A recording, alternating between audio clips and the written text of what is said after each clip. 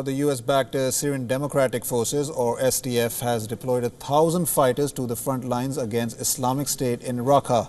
US-backed fighters have entered Raqqa from the south, while the east and west frontiers of the jihadist stronghold have already been sealed by the forces. The coalition forces have gained a lot of ground that was lost to Islamic State. The developments come just days after Iraqi forces reclaimed the Al-Nuri Mosque in Mosul. It was at this site where Abu Bakr al-Baghdadi, the self-declared leader of the Islamic State, had declared the caliphate 3 years ago, and with the government forces reclaiming the site, Iraqi government declared the end of the Islamic State. While that claim could be an exaggeration, what remains true is that ISIS has been losing both territory and revenue in this war that has spanned over 3 years. According to an analysis released by research agency IHS Markit, the group has lost more than 60% of its territory. The report claims that the extremist group had almost 36,000 square kilometers of area under its control, as opposed to almost 90,000 square kilometers in 2015.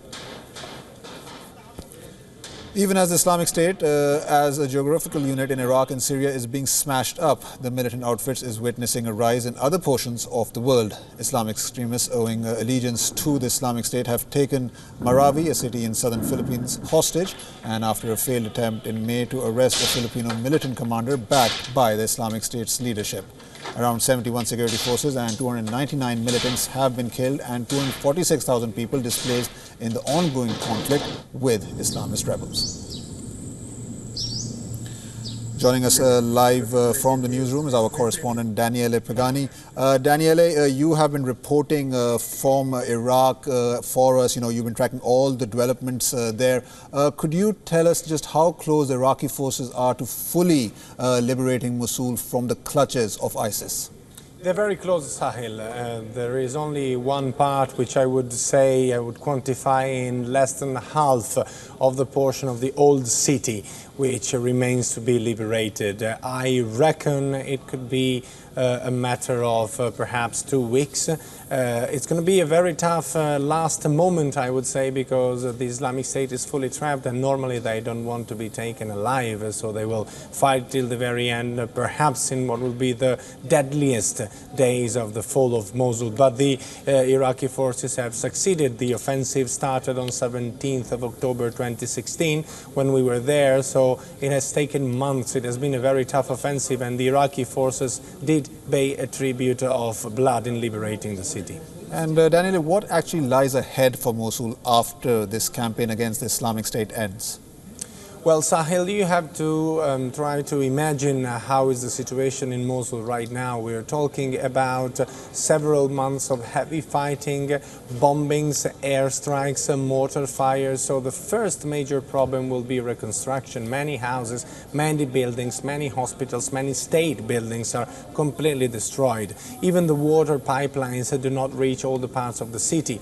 Commerce is completely destroyed. The network of shops and all the networks which helped to provide food and sustainment to the city, as well as the electrical lines, are destroyed. We have to imagine a city which has to be, I wouldn't say totally rebuilt, because fortunately a good part of the city is still standing, but the services and the premises regarding whatever is needed to do a normal life need to be reconstructed. So this will be the major problem. And then there are sectarian problems, eventual revenges, and an enormous process of reconciliation to start, which will be very difficult. So Daniel, a lot of one big question on everyone's mind is like, will recapturing Mosul end the spell of ISIS in Iraq? Isn't there still a lot of work to be done? Yeah, definitely. So recapturing Mosul means militarily winning against the Islamic State in Iraq. Even though victory is not full, there are still two big cities, well, not big cities, two towns in the hands of ISIS. One lies in the west of Mosul, which is called Tal Afar, and one in the southeast of Mosul, Hawija. They are both still in the hands of the Islamic State, and we believe there are more than 800 fighters still in those two cities. So the campaign is not finished yet. Nevertheless, yes, it means that militarily ISIS is defeated in Iraq. This does not mean that ISIS is defeated. The military aspect is only one of the many aspects of the jihadi organization. The ideology is safe and sound and will perhaps survive this defeat, and perhaps it will, I would say, rebirth on the basis of a necessary revenge. And I mean, jihadist organizations, as you correctly said, are already active in other parts of the world, the Philippines for that matter, but the entire Sahel region, which lies in the center of Africa, all the jihadist organizations are regrouping there under the banner of Al-Qaeda, and they are posing a very big security threat. So yes, is the end, militarily speaking, of the Islamic State in Iraq? No, it's not the end of jihad in the world. There's also the issue, Daniele, of people who fled Mosul. I mean, Mosul's Kurds, it's Shias, it's Christians, it's Turkmen, it's other minorities largely fled over the years. So what does the Iraqi government need to do more in order to make it easy to ensure the safe return of those who've left? As I told you, this will be perhaps after reconstructing the city a major challenge. People left their houses. It means that it is not to be taken for granted that then when they come back, houses are always there. So the Iraqi government needs to start immediately a process of reconciliation. It needs to start immediately a process of national accountability with fair trials and a good level of justice in order to secure to justice whoever helped the Islamic State, but not in a random way, as it has been happening with troops killing randomly people on the basis of rumors.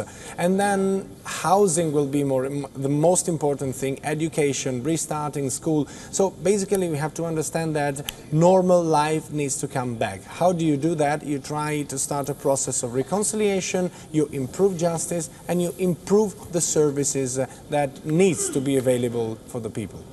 Daniel, just one final question. What are you hearing on Raqqa? Can we expect a quicker liberation for Raqqa after the fall of Mosul? I mean, it's a different country, but will the security forces and coalition be inspired by the fall of Mosul in Iraq? Certainly these will kind of improve their morale. Nevertheless, the Battle of Raqqa is going to be pretty tough anyway.